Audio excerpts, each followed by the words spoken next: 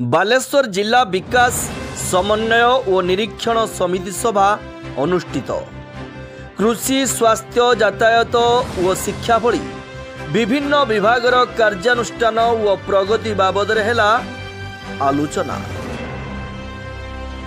नमस्कार दर्शक बंधु, बालेश्वर जिला विकास समन्वय और निरीक्षण समिति सभा गतकाली बालेश्वर कलेक्टरेट ऑडिटोरियम रे आयोजित हो जाइछि।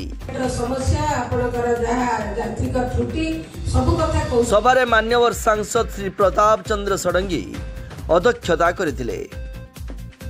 भद्रक सांसद अभिमन्यु सेठी, सदर विधायक मानस दत्त, बस्ता विधायिका सुभाषिनी जेना, नीलगिरी विधायक संतोष कटुआ, पद्मलोचन पंडा, जलेश्वर विधायक अश्विन पात्र, भोगराई विधायक गौतम बुध दास, विधायक माधव धड़ा, विधायक अश्विन पात्र, भोगराई विधायक गौतम बुध दास समेत जिलापाल श्री सूर्यवंशी, मयूर विकास मुख्य कार्यनिर्वाही अधिकारी संजय राउत एवं अन्य जिला स्तरीय अधिकारी माने उपस्थित थिले।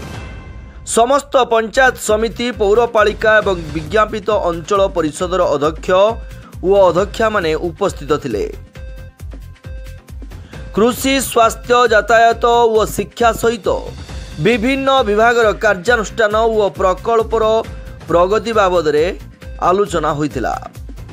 राष्ट्रीय कृषि विकास योजना, परंपरागत कृषि विकास योजना, soil health card, PMFBY, ATMA इत्यादि समीक्षा होइतिला।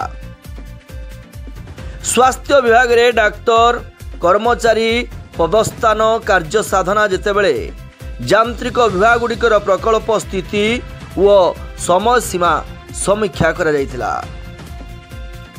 शिक्षा विभाग को PM श्री योजना व गोदावरी मिश्र आदर्श प्राथमिक विद्यापीठ योजना विषय रे समीक्षा करा जायतिला। विभिन्न इंजीनियरिंग विभाग यथा PH, ग्रामीण विकास, गृह एवं रास्ता, जल जोगाण विभाग आदिर अधीक्षण जंत्री माने उपस्थित थिले। विभिन्न प्रकल्पर समीक्षा अवसर में मंचासीन नेतृवृंद एवं जिलापाल प्रत्येक विषय को पुंखानुपुंख भावे आलोचना करथिले।